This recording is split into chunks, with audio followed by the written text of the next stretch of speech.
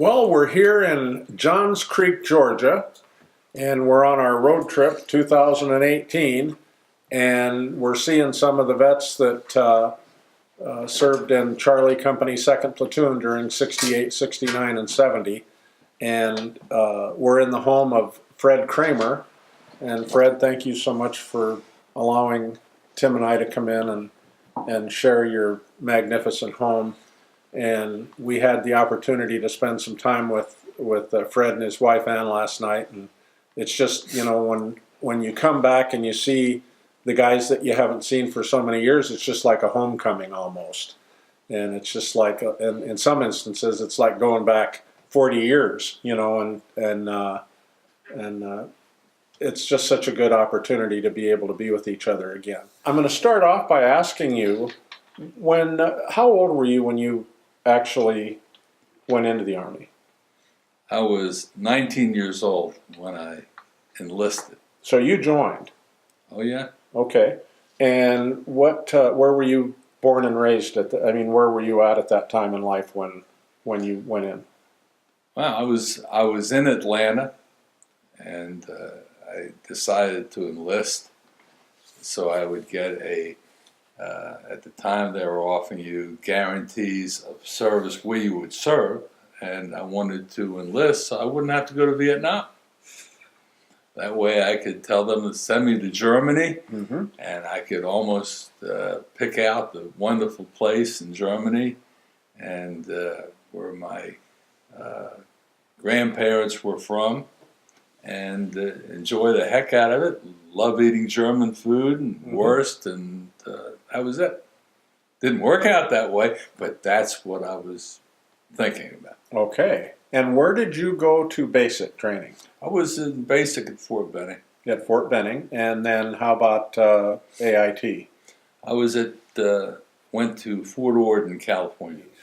Do you remember at the end of basic training when they said they were going to get us all together and they were going to tell us what our MOS was? Vaguely. Were you still under the thought that you were going to be going to Germany and that you'd have an MOS pretty much of your choice, and so you could avoid Vietnam? Yeah. I wanted to go to language school. Okay. That was very much what I wanted to do. Okay. Go to language school. And what were your feelings when the first sergeant read your name off and said 11B? Gee, I'd like to say pride. Love to say how proud I was. Some concern. I knew that everybody had to have a basic military MOS, regardless of what additional schooling you got. Okay.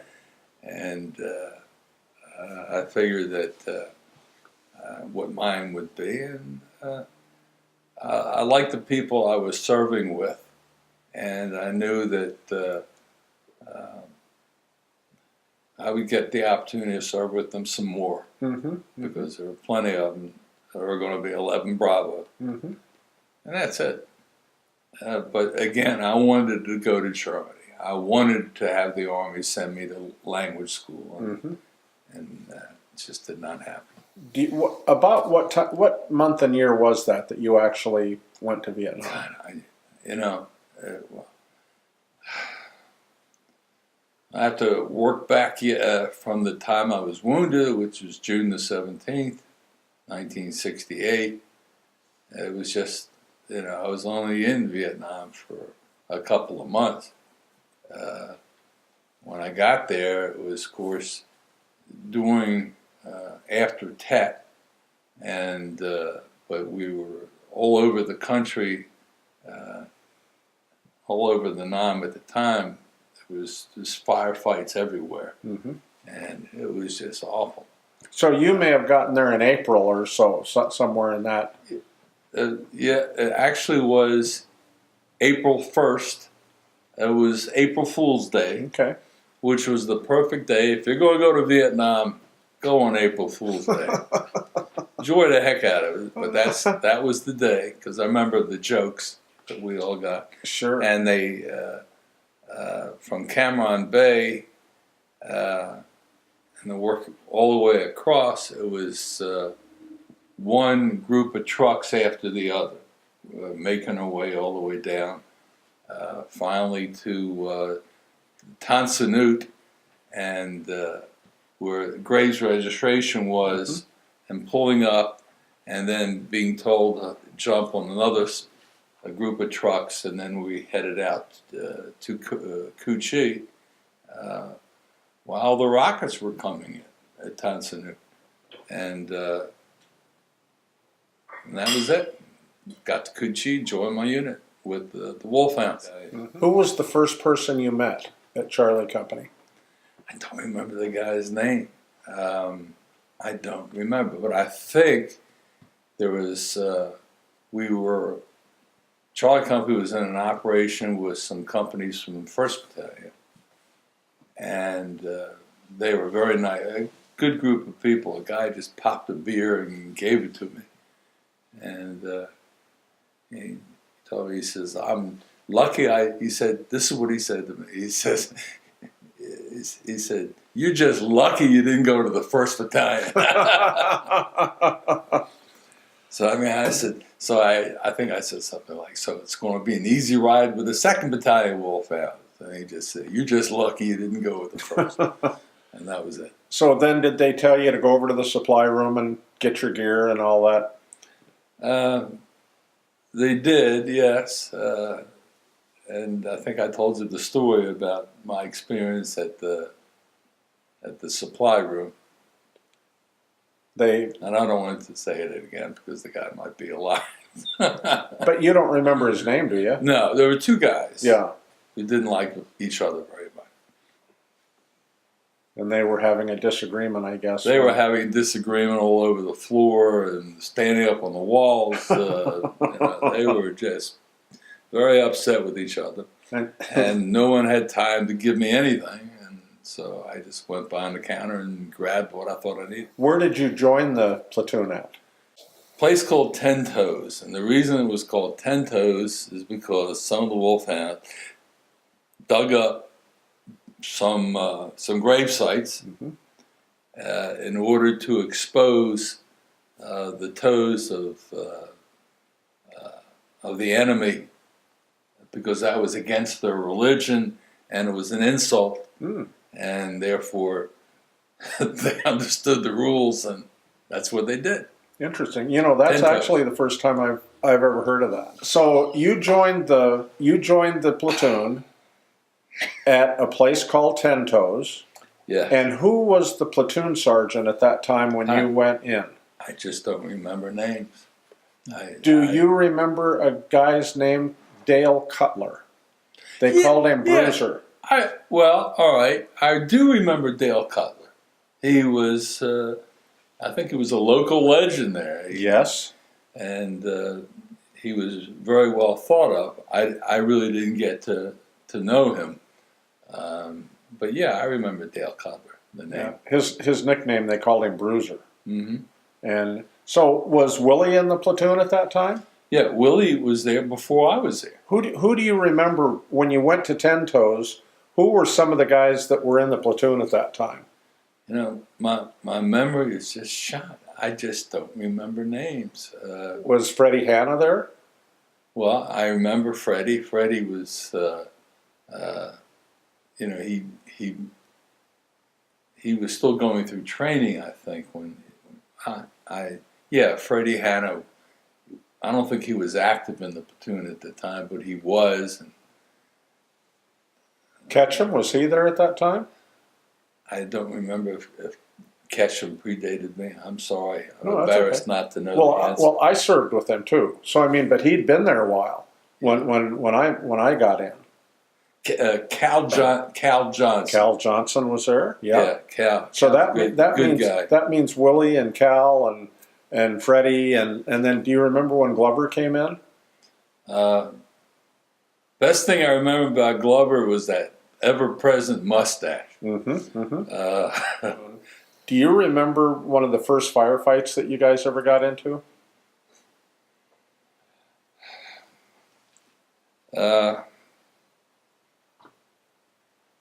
I remember the first time I was shot at. Mm-hmm, Yeah. mm-hmm. Yes, I do. And I also remember things I've never spoken about, and because there was nobody else seemed to remember them. I can tell you something now that I doubt that anyone else ever picked up. We were in our AO, and we pulled off the side of the trail, and I took my 16 like an idiot and just laid it down because my friends were sitting on the side of the road, and all of a sudden we have movement to our front from left to right. It was a single file, and we just assumed it was friendlies, Arvins, and it was a flat-out NVA moving right to our front from left to right across your viewing point, and these were the same guys who a few days later would ambush us. Had to be. And I put my weapon down so I could sit down on the side of the dirt, and they walked right by, and no one pulled the trigger. No one did anything. No one threw a grenade. No one did a single thing. And they just walked. And that was it. And they didn't see you guys either. It seemed to me they knew we were there. But no, they didn't fire at us. They didn't make a move. They didn't wave goodbye. Right. Just walked on. And it had to be the same group that we ran into later. Because it was the next day when we ran into a lot of little kids who were selling us warm everything. As I'm sure you had the same group of the Coke kids? Yes. And that was it. Do you remember the first night ambush patrol you went on?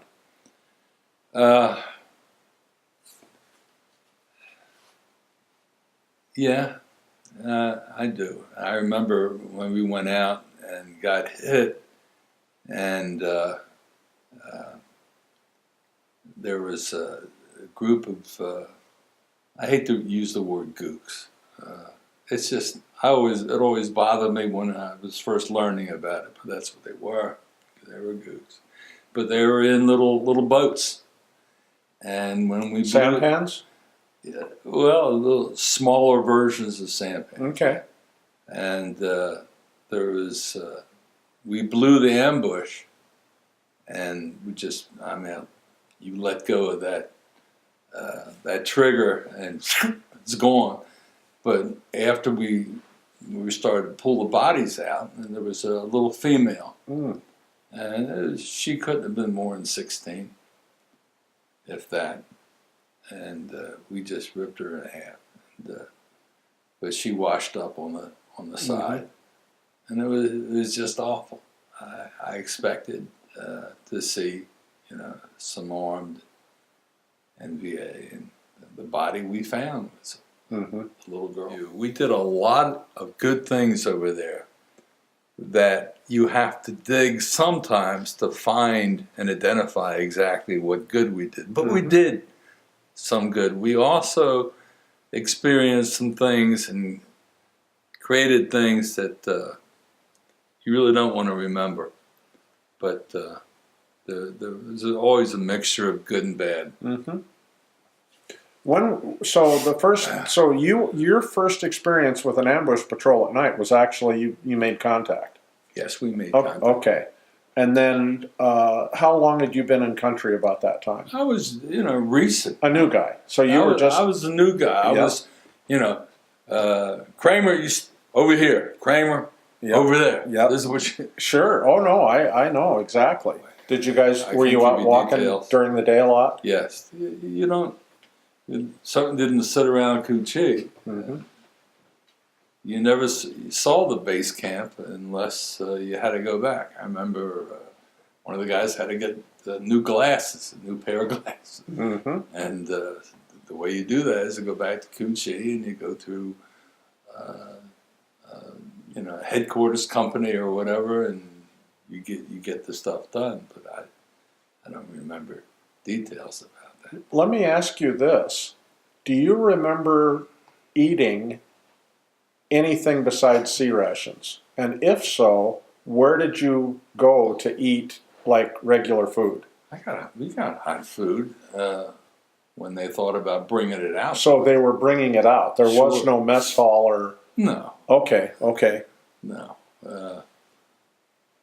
And my parents, God bless them, I had more kosher food from Miami Beach, Florida, than the entire country of Israel.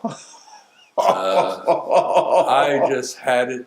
In fact, the guys in the supply area were telling me how grateful they were because they got to my food before I would get to it. Oh my gosh. So when you'd get your package, did all the guys circle up the wagons and say, Absolutely. what are we having today, Rabbi? Absolutely.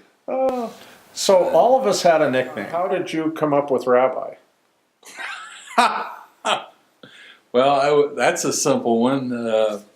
People, when they found out that I was Jewish, they wanted to know what I thought my nickname might be, and they made suggestions. Christ Killer. They didn't. Oh, It's geez. absolute truth. And so, from the names that were suggested, they asked me, and tell me about what my likes and dislikes, and what my friends call me. But I told them I was a good listener. Mm-hmm. And finally, someone suggested, well, we can't call you priest or whatever, but rabbi, listener. Okay. Interesting. And that's where it came from. And it stuck. Yeah, it stuck, and I wouldn't let them change it. That's why it stuck. Does anybody besides your Vietnam friends and relationships, does anybody call you that, Rabbi, or No. is that? In fact, the rabbi, the real authentic rabbi that I had at the synagogue that we were a member of, vociferously felt that I should not be called rabbi in any time, any circumstance, any place, past, future, present, whatever. But it was too late, and so it stuck with me, but only among the people that I served with. And how would you define what a hero is, Rabbi? What is a hero in your eyes? A hero, in my eyes, is somebody in a position of responsibility who puts his men, the people who are under his authority, number one of anything else that matters to him in that order, before everything else, before food, before water, before breathing, anything. Taking care of his responsibility is the most important thing. Period. There isn't anything else to say about that. And by definition, you just described Dale Cutler. That's why Dale Cutler had the reputation and the respect of the guys in that platoon, is because he acted out what you just described as a hero. Yeah. You were wounded? Is that correct? I don't know. Yeah, I'm sorry, I don't know. I had, it's because we didn't talk about it, and I'm glad. A hand grenade went off above my head right about here. And shrapnel injured my spine. And so I could not, I lost the control of my right arm below the ulnar nerve, which is the back of it. And the muscle that controls, like if you're throwing a football, I don't have it anymore. Didn't have it right after that. Just deteriorated because of the ulnar was damaged. But I was real lucky. And it did. It penetrated the spine, but I didn't lose anything except for that. And When did that occur? When was that? What action was that? That was June 17th, 1968, and we were going after a bunker. I was with a couple of guys on that, but we were trying to get into a bunker. This is where Herb and I was laying in front of the bunker. The Gooks had wounded him, and they kept him there because they were using him as bait to entice the rest of our platoon, rest of our company actually, to come in and get his butt out of there. And so they left him lying out in front of that bunker as to entice the rest of us in there. And we could see what was going on, so we stopped outside, and a couple of us moved up, but not in a coordinated move. So the Vietnamese would pick us off piecemeal, and it shouldn't have been done that way. But I wasn't in charge, and that was it. And we were just doing as we were. Animal. Were you a private or a lieutenant? I didn't hear. What were you? I'm enlisted. I was enlisted the whole time I was there. Okay. I went to Officer Candidate School at Fort Benning. I got caught playing poker for money. There was not, any at the time.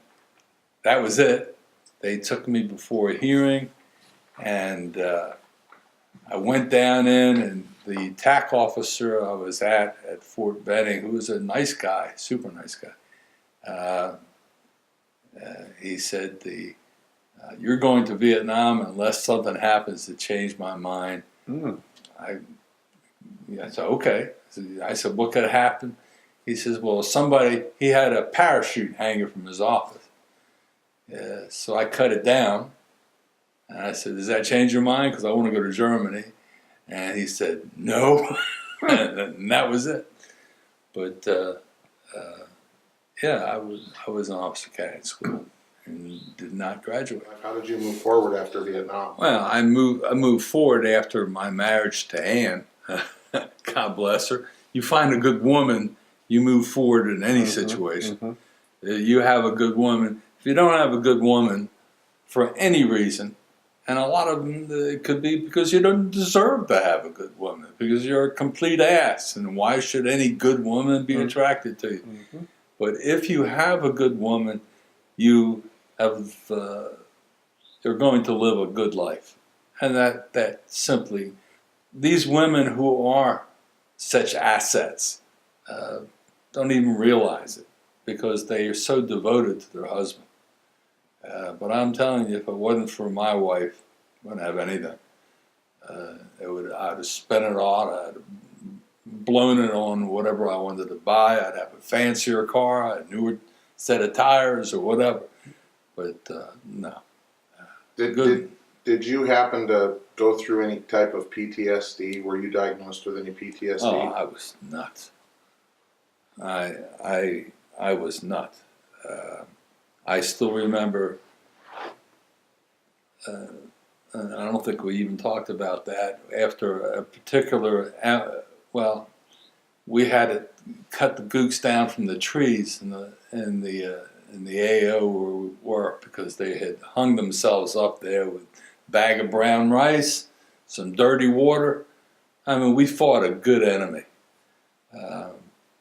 I'm not saying that I liked them, but I respected the hell out of the Vietnamese. They would string themselves up, and the only thing they had to eat and drink was brown water and a bag of rice tied to the chest, or tied between the legs, hanging down between the legs. And you know that. You've seen it.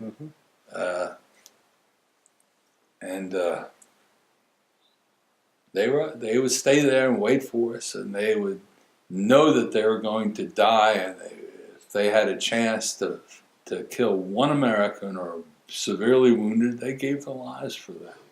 But we got to Tan Son Nhut after our action was over, and we're walking through Tan Son Nhut because we were looking for something to eat that was hot, and a guy in full blues some major, walked up to us and said, "Didn't they teach you how to salute an officer?"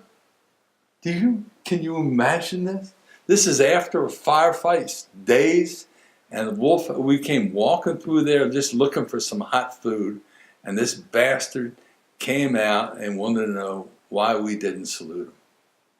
That's exactly what it was. Did anybody pop up and say anything? Yes, we all did. But I got us arrested. Well, it's not important now, but it was right there at Tonsonute. And these guys, these airmen, were shooting baskets, playing basketball. And all I'm thinking in my mind is that we just left our little perimeter and we lost some friends. Yes. And we have been living in mud and dirt and shit and piss. And we walk up and this guy in blue wants to know why we didn't salute him. And I just get, fill in the word. And I'm not going to get a salute from me.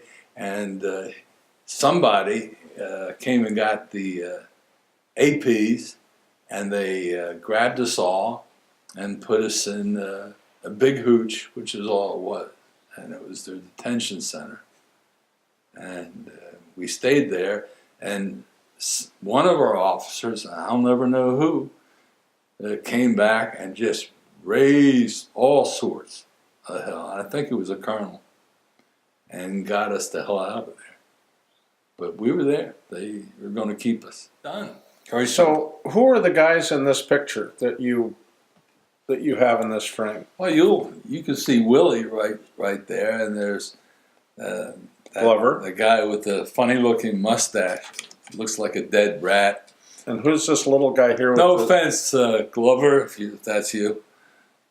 This little guy with the cigarette in his mouth. Yeah, that's the guy that people thought it was strange that I was sitting on his knee, Larry Dasher.